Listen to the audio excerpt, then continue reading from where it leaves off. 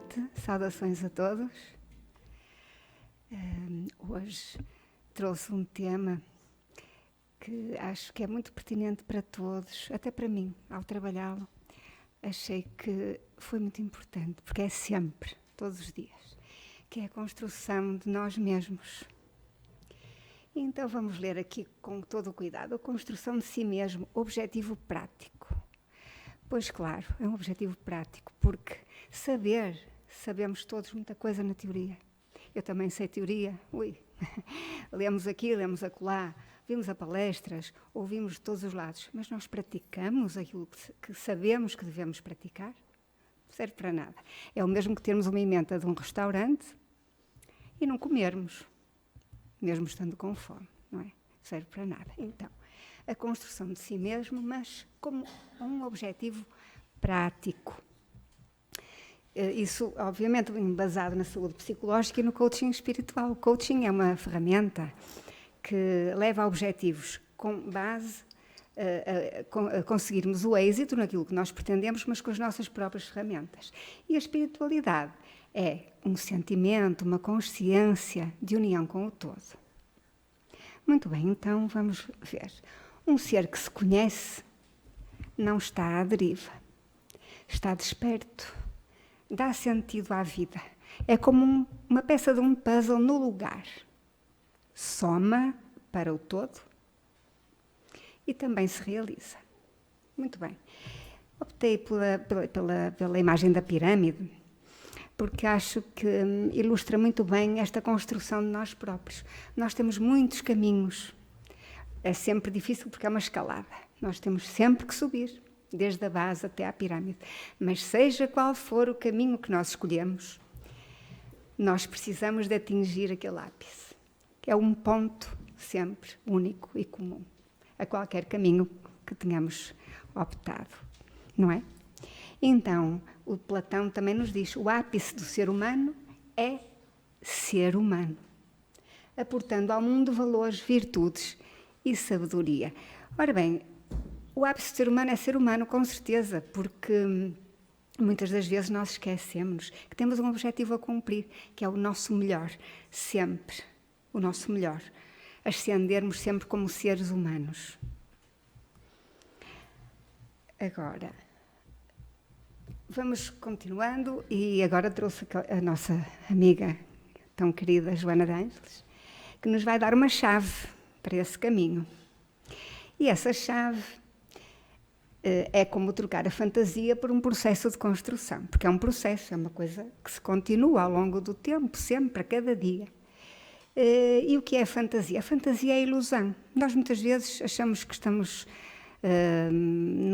a ver a realidade no sentido, enfim, que deveria ser compreendida de uma forma correta, mas não, nós somos muito influenciados pela sociedade, pelos mídias, etc. E não temos muita noção disso, perdemos um pouco essa noção. Então vivemos muito numa fantasia, que é o caso a que eu me referi há pouco. Lá porque eu tenho uma formação superior, porque leio não sei quantos livros, porque vou a muitas palestras, isso não faz de mim uma sábia. Eu tenho muitos conhecimentos, mas não quer dizer que seja sábia, não é? Portanto, isso é uma fantasia, eu achar que sou a que sei muito, ou que sou uma sapiente só. Isso é uma fantasia, certo? É falta de aderência à realidade. Portanto, essa humildade que às vezes nós falamos é uma aderência à realidade que temos todos que ter. Porque é muito fácil viver no mundo da fantasia, é tudo cor-de-rosa, vê-se tudo de óculos cor-de-rosa. Nós temos que ter aderência à realidade, inclusivamente para aquilo que nós não gostamos em nós. Então, o que é que ela nos diz? A iluminação interior procede da procura, do vir a ser, harmonizando-se com o ser que já foi conquistado. Portanto, esta construção da pirâmide, que da base ela vai indo até ao ápice, não é? E aquele que possui maior concentração de reflexão de vida interior, mais facilmente pode iluminar-se. Pois, essa concentração de vida interior significa exatamente ouvirmos o que é que temos dentro de nós. Porque muitas das vezes os nossos grupos, onde nós estamos inseridos, têm algumas ideias que não correspondem àquilo que nós queríamos e nós vamos atrás, não é verdade? Pronto, então Gosto também muito desta imagem do centauro e do minotauro, que eu acho que toda a gente conhece, não é? Pelo menos o centauro, que é o símbolo, acho que é o símbolo do Sagitário. Então, pensar antes de agir. É fácil falar, fazer não é. Até porque a nossa mente é rapidíssima. É preciso muito treino, treino constante. O Augusto Cury, acho que muitos daqui devem conhecer, não? O Augusto Cury. E ele tem livros muito bons que nos ajudam imenso a superar estas nossas dificuldades nesta área do treino mental. Então, o centauro é quando o homem realmente predomina sobre a parte animal. Ele está ali com uma seta, portanto, ele sabe o que quer, ele tem um objetivo. Ele dispara uma seta em relação a um alvo, certo? O de baixo é um predador, é um minotauro, é um predador, é um devorador de homens, ou seja, é o ser mais animalizado dentro de nós. Que há pessoas que ainda se prevalecem, não é? Nesse estado muito básico. Então, para ser grande, se é inteiro, nada teu exagera ou exclui. Nós todos temos luz e temos sombra. Nós não podemos nem devemos esconder de nós mesmos esses bocadinhos que estão dentro de nós. Então, de acordo com a psicologia transpessoal, há vários níveis de consciência, não é? Que vão desde os instintos mais básicos até aos níveis da consciência cósmica. Como temos até o Chico Xavier, por exemplo. Cada ser humano dá o significado à realidade que o contorna, que nos envolve, de acordo com o nosso nível. Então, vamos seguir para entender melhor. Pessoas conscientes, mais conscientes, falam de ideais. Pessoas comuns falam de coisas. E as pessoas banais, de que falam? De pessoas, besbilhotices, da vida alheia, superficialidades, o tempo todo. E isto nós damos connosco muitas vezes nesta escala, não é? Ora bem, e depois, o que é que acontece? As besbilhotices, se formos a ver, elas são baseadas em realidades, no que é verdadeiro? Absolutamente não, não é? São suposições, são fantasias, são irrealidades que muitas vezes se inventam e que depois criam raízes muito fortes. A diz a B diz a A, e diz a B e diz a C, que diz a A, B, C, D, E, F, e por aí vai. Numa escala decrescendo imensa, não é? E que traz repercussões seríssimas, inclusivamente para quem lança estas sementes e colabora com o lançamento deste tipo de sementes. Portanto, falar do alheio e falar destas frivolidades, incluindo pessoas, não é, do nosso círculo de conhecimentos, é das piores coisinhas que nós podemos fazer e que é fácil de estarmos atentos a não querer semear coisas destas. Inclusivamente, a arte de comunicar é importantíssima. O que nós dizemos, aquilo como que dizemos ao outro, como falamos, é bom, é útil, é verdadeiro. Ora, vamos ver. Uma crítica feroz pode ser verdadeira, mas magoa imenso. Há muitas formas de dizer as coisas. E às vezes, principalmente com crianças, com os nossos mais jovens, nós abusamos um pouco do nosso poder paternal, não é? E perdemos um pouco a noção do razoável. E é um ato de bullying. É preciso respeito, mesmo pelos mais novinhos. Com os nossos amigos, com as nossas pessoas mais íntimas, é mais fácil às vezes tratar mal, não é? Quem é mais íntimo no nosso dia-a-dia, nós às vezes temos menos cuidado. E atenção ao que falamos, muita atenção às besbilhotices, certo? Esta é a pirâmide de Maslow, creio que muitos também já conhecem. O Maslow, Abraham Maslow, foi um psicólogo do final do século passado e fundador da psicologia humanista e da transpessoal. Isto assim, só para, enfim, tornar um bocadinho mais científico isto. Bom, ele criou uma teoria holístico-dinâmica em que há uma inter-relação de várias áreas nossas, não é? Desde a fisiológica à psicossocial, passando para a autorrealização, que é o nosso ápice, não é? E ele diz que nós só conseguimos ascender nesta pirâmide evolutiva quando temos satisfeitas as nossas necessidades mais básicas. E é verdade. E por carências. Por exemplo, na parte fisiológica temos a necessidade de comer, de beber, portanto, alimentação, sono, não é? Se nós não tivermos estas necessidades concluídas, nós não conseguimos ir para a seguinte, que são as psicossociais, que dizem respeito à segurança. Por exemplo, no caso de uma criança é mais fácil de ver. Uma criança precisa da segurança da sua casa, sentir-se segura, não pode andar assim por aí, não é? Mas nós também, adultos, no caso de uma guerra, nós precisamos de ter paz, de ter essa segurança, essa sensação do seguro. As questões sociais, família, amigos, nós todos precisamos de nos agregar, não é?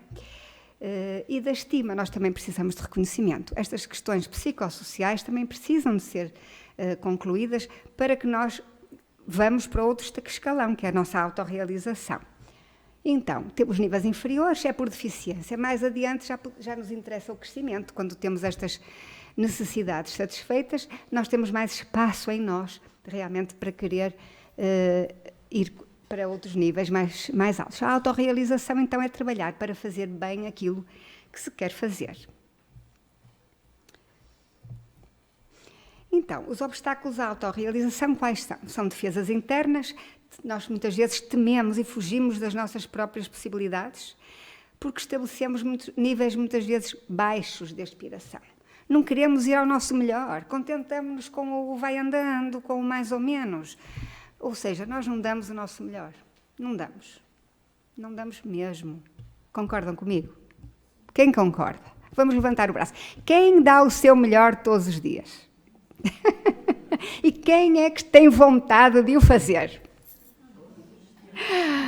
Então vamos lá continuar. Essas defesas internas são uma grande limitação. Temos baixos níveis de aspiração, precisamos de os fazer crescer. Mecanismos de defesa do ego, ambientes também destrutivos. Uso de drogas, álcool, vícios são altamente prejudiciais e influência social de grupos e propaganda, que nos levam muitas vezes para caminhos diferentes daqueles que nós queríamos, inclusive. Então, a autorrealização, segundo Maslow, é o pleno uso e exploração dos nossos talentos, das nossas capacidades e das nossas potencialidades. Não é um estado estático, é um estado de construção, é um processo contínuo. Não existem seres humanos perfeitos, claro que não, mesmo quando estamos neste caminho de conseguir o nosso melhor neste momento da nossa vida, é sempre um caminho eterno. Mais comumente, as pessoas autorrealizadoras veem a vida com mais clareza, ou seja, são mais objetivas, não se distorcem tanto daquilo que as esperanças e os medos possam limitar, não é? Todas as pessoas autorrealizadoras dedicam-se a uma vocação ou a uma causa. Muito bem. Temos então aqui uma definição para final, em que diz-nos Maslow, o ápice do ser humano é ser humano. Isso é o que nós devemos todos. Muitas vezes andamos à procura do nosso objetivo de vida. Eu não sei qual é o meu objetivo de vida. Eu preciso de encontrar o meu objetivo de vida. É muito simples. O objetivo de qualquer ser humano é chegar lá acima, é ser humano. E vamos já continuar para entender o que é ser humano. O ápice do ser humano, então, é ser humano. Poucos de nós temos essa consciência, mas temos uma parábola de Jesus que nos fala sobre isto. Há muitas formas de dizer as coisas. Ele fala-nos da parábola dos talentos. Alguém conhece a parábola dos talentos? Quem? Ora, levantem lá o dedo. Quem conhece? Não são muitos. Bom, mas eu vou deixar então para vocês pesquisarem, está bem? Para não tornar isto muito longo, mas então Jesus portanto, há um talento para cada indivíduo, não é? Um deles esconde-o debaixo da terra com medo e deixa-o lá estar quieto, não o faz render. Pronto, o resto vocês vão então procurar, está bem? Tem a ver com isso, nós todos temos talentos, todos nós temos. O que é que nós fazemos com eles? Enterramos? Afinal, como é? Nós estamos aqui com teorias ou com práticas? A vida não é teoria. A vida não é teoria. Não é. É prática, é vivencial. E só vale o que é vivenciado, feito. Tá?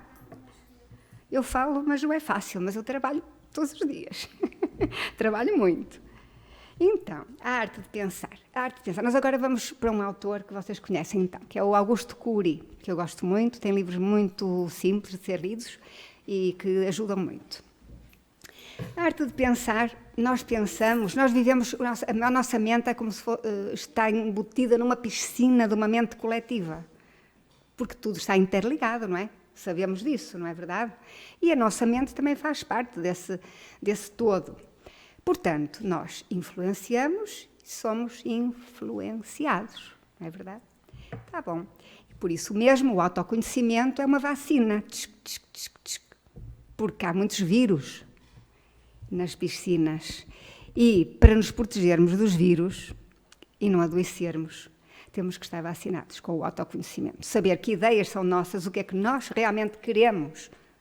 E estar constantemente, ao longo do dia, lembrando-se disso. Em cada situação, porque nós estamos sempre a fazer escolhas. A cada momento nós estamos a fazer escolhas. Não está consciente isso, mas estamos sempre. O livro que escolhemos para ler ou não ler. O amigo com quem escolhemos sair. O tipo de música que queremos ouvir. Tudo é uma constante escolha. É um livre-arbítrio. Inconsciente ou consciente. E tudo tem consequências, positivas ou negativas. Então, os fatores externos, que são os que são de fora de nós, da piscina grande, temos o pensamento familiar, que pode ser positivo ou negativo, obviamente. Muitas vezes é positivo, e tomara que sim. O pensamento social, igualmente, pode ser positivo ou negativo. E o bombardeamento dos mídias, que normalmente é negativo. Normalmente. Temos então os fatores internos, que esses são os nossos. Isso é o que nos compete. Escolher, guardar, reter e saber quem somos, o que é que eu escolho. O que é que eu escolho? Qual é o meu propósito, o meu objetivo, o meu projeto de vida? É humanista ou não? Vamos cá ver. E os valores também podem ser universais ou não. Por exemplo, ser muito, como é que eu ia dizer, para um propósito de vida, alguém pode querer simplesmente ser o maior criminoso do século. É um propósito de vida. É ou não é? O maior ladrão do bairro. É ou não é? É. Mas nós estamos a falar de quê?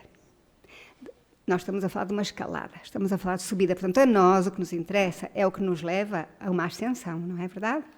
Mas é preciso entender e saber, não meter debaixo do tapete a outra parte.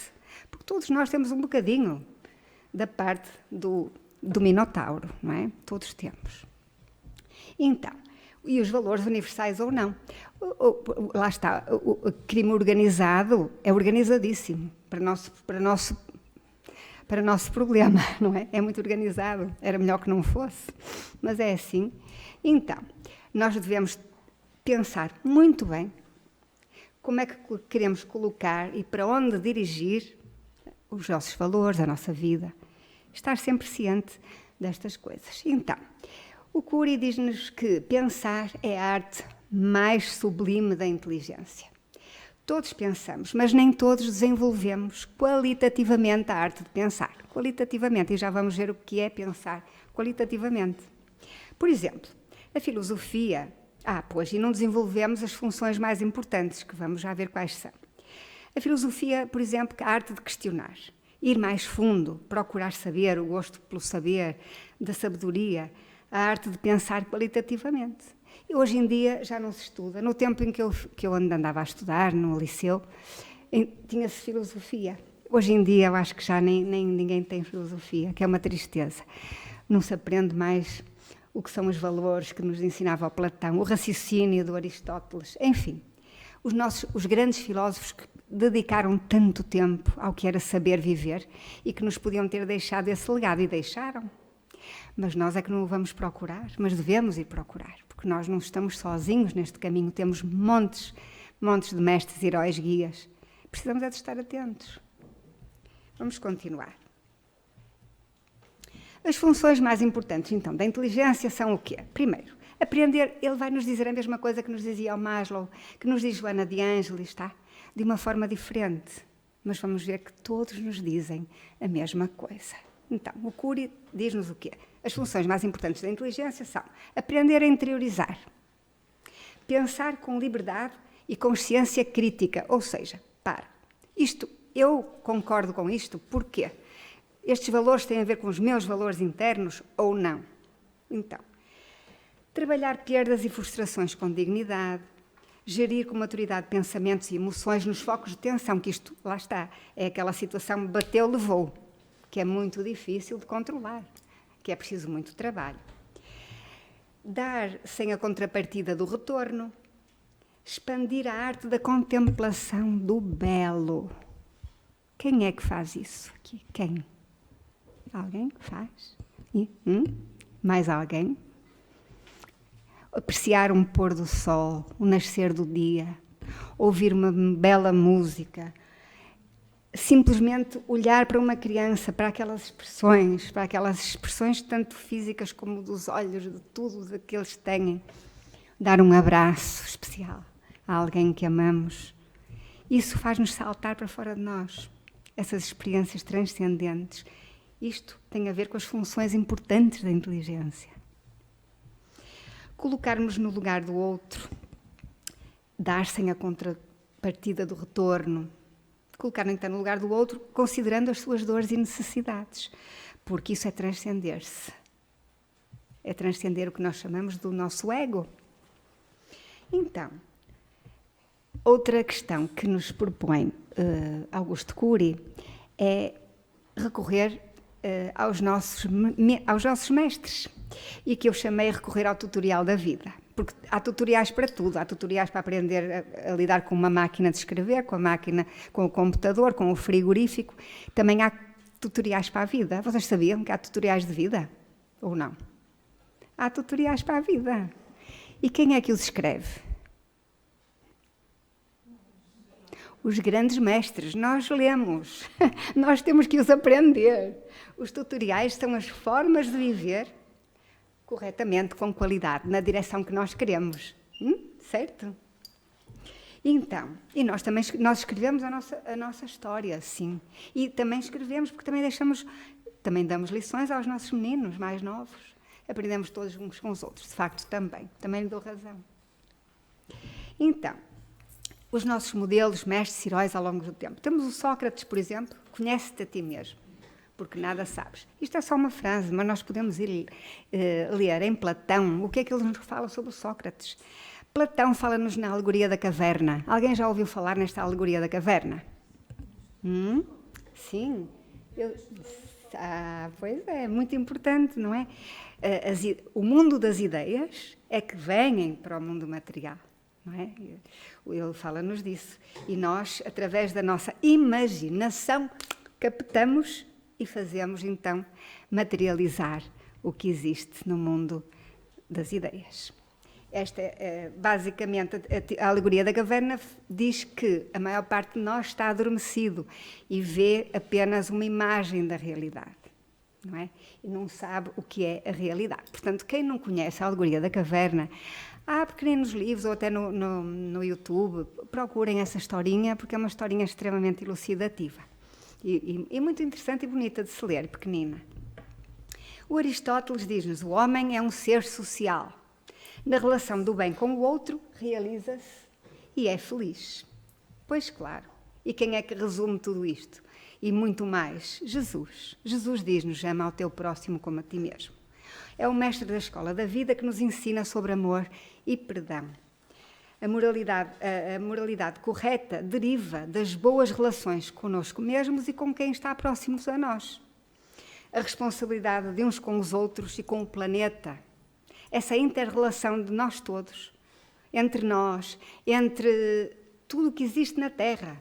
É a água, é o fogo, o ar, é o mineral, é o vegetal, é o planeta, são os exoplanetas, é tudo, são todos os sistemas, nós estamos interligados a tudo, não é? E com o cosmos, não é? Responsabilidade, então, uns com os outros e com o planeta, porque há essa inter-relação que nós pensamos, o que nós damos e o que nós recebemos. Nas relações aconselho, então, o quê? O amor e o perdão. A reconciliação nas relações desavindas como cura para os ferimentos da alma. Quando nós não estamos bem com alguém, nós não estamos bem.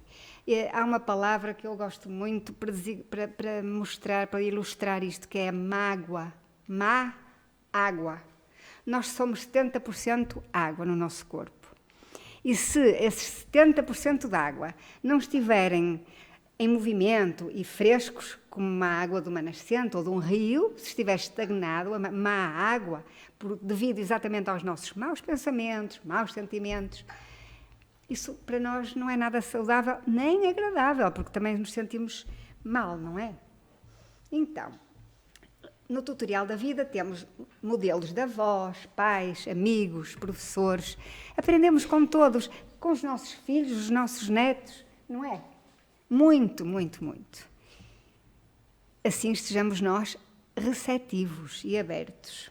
Então, aqui eu tenho assim, à guisa de resumo visual, aquilo que é importante. É importante, então, que eu me conheça para saber o que é que me corresponde ao eu, o que é que eu sou. Já vamos ver aí adiante que respostas é que devemos dar às perguntas que vamos fazer. Temos que ter uma força de vontade férrea, porque temos que ter um objetivo, uma meta na vida. Temos que saber para onde vamos, porque senão perdemos-nos.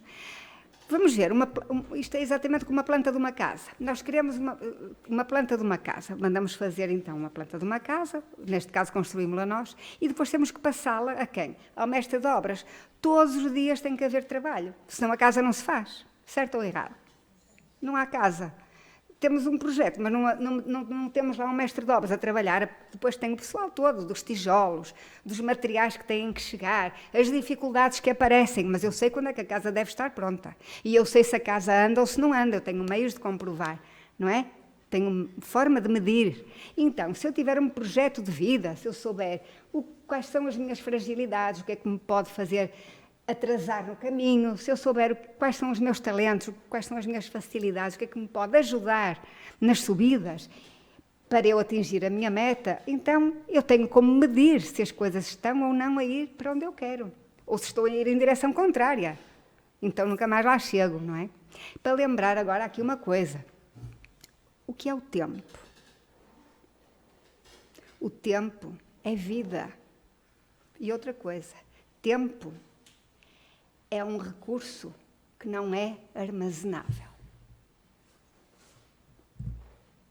Certo? Isto é muito importante, porque nós temos um tempo aqui nesta vida, pelo menos um tempo para chegar a uma meta que queremos. E se queremos lá chegar, se quisermos, temos que nos comprometer com força de vontade, trabalho diário, saber o que é que temos a favor, o que é que temos contra, certo? E meter mãos à obra, não é? Senão a casa não fica pronta.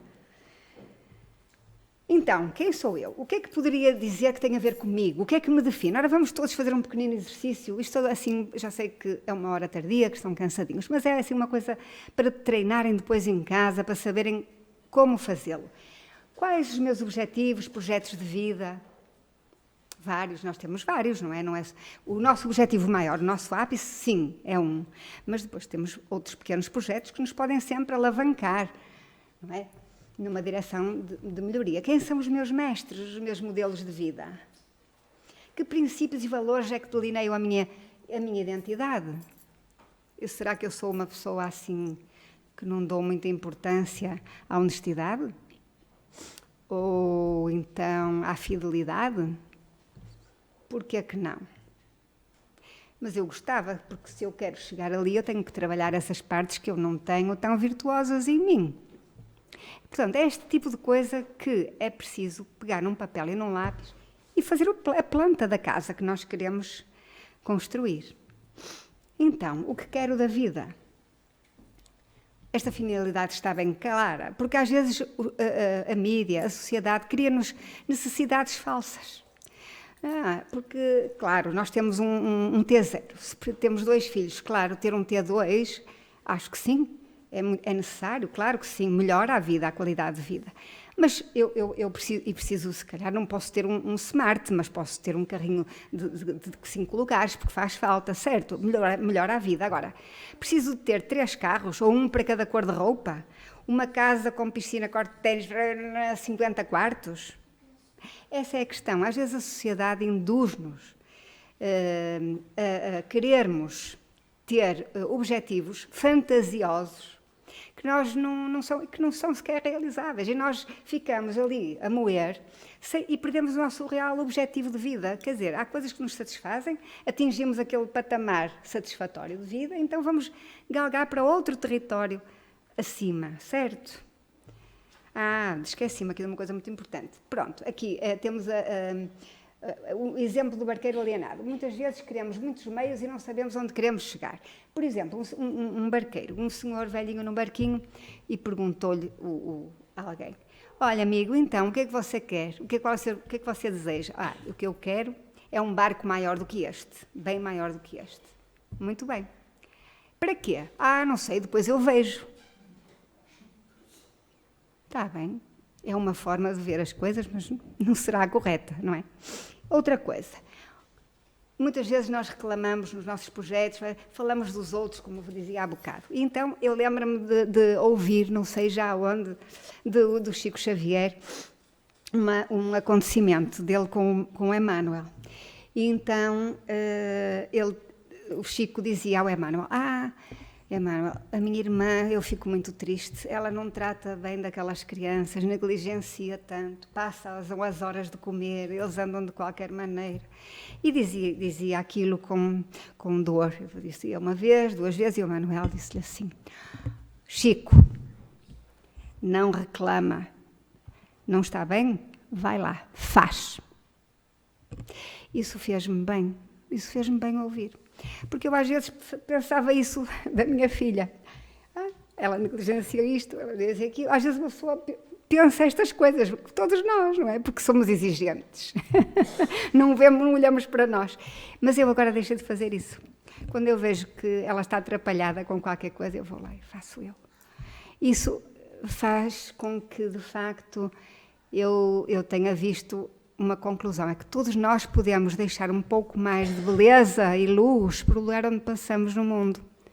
Mesmo que seja pegar um papel que está no chão, que alguém deixou, e colocá-lo no lixo. Tudo. No nosso dia-a-dia, eu acho que este compromisso com o ajudar a construir um mundo melhor, não depende do Presidente da República, nem do outro. Depende de nós, porque cada um tem a sua parte na piscina. Está bem? Eu estou a falar para mim também. Isto são treinos diários, temos que andar sempre com halteres, para não perder o músculo. Então, o caminho de realização do ser humano é entender o que é ser um ser humano de verdade. Eu, quando leio esta frase, eu não posso deixar, não aguento. Eu não ia falar, mas eu não aguento. Há uma historinha da Disney que eu acho, assim, uma obra-prima do Disney, que é o Pinóquio. O Pinóquio é um filme que hoje em dia poucas crianças veem. E é a historinha de um boneco. Quem é que conhece o Pinóquio? Bem, ainda são bastantes. Então, conheces? Conheces? Gostas? Então, é a historinha de um bonequinho de madeira. Esta história tem muito que se lhe diga, mas assim, muito resumidamente, é um bonequinho de madeira que quer ser um menino de verdade, não é? E ele aprende a ser um menino de verdade à custa de muitos trancos e barrancos, não é? Até se transformou quase num burrito, não é? É a história do Minotauro, pois é. Mas depois conseguiu, foi atrás do pai, conseguiu dar a volta àquilo tudo, a consciência dele, que é o João Grilo, ele conseguiu ouvi-la e transformou-se num menino de verdade. Então, isso é o que nós também todos queremos, é ser um ser humano de verdade, não uns bonequinhos de madeira, não é? Por um ato de vontade, que isso é tão importante, ele realiza-se. Então, antes de terminar e vos agradecer, do fundo do coração, a vossa presença e a vossa atenção. A atenção é algo tão importante que podemos doar. A atenção. Estar no momento presente, atentos, é uma grande dádiva. Para uma criança, para um amigo, porque podemos estar ao lado e distraídos. Então, eu agradeço muito a vossa atenção. Então, essa atenção dirigida é preciso também um ato de vontade. E, portanto, a vontade é uma base para o nosso trabalho. É um dos tijolos que temos que ter connosco para o dia-a-dia. Sim. E para ilustrar isso, e para mostrar que, de facto, aprendemos todos uns com os outros, basta estar atentos, eu trouxe um poema belíssimo, extraído de um livro que é um testemunho de vida da nossa querida irmã Maria Isabel Marques, que todos conhecemos e que é uma grande amiga do coração, que se chama Vontade. E eu vou lê-lo com muito carinho. Hoje acordei. Já não era cedo. Abri bem os olhos, enxergando o dia. Firmei o meu propósito de ter a alegria a guiar-me os passos, em troca do medo. Assinei contrato com a minha vontade de seguir com calma e com energia, de com lucidez usar a ironia, de dar importância à minha vontade. E em cada passo senti-me segura, sendo só fiel àquilo que quero, em vez de cumprir a vontade de alguém. Posso parecer aos outros ser dura, mas para ter da vida aquilo que espero, preciso de mim, de me sentir bem. Muito obrigada, querida.